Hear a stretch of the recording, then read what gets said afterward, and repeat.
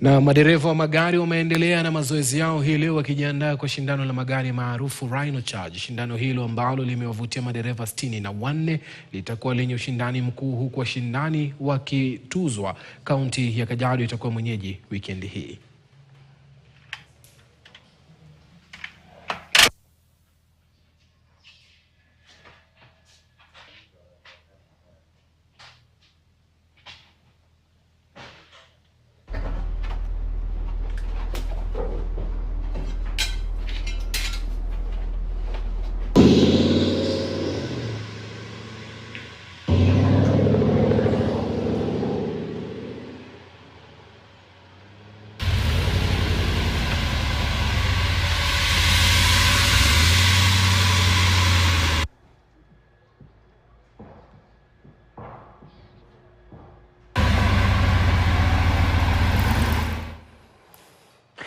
Na timu ya Olympiacos itakuwa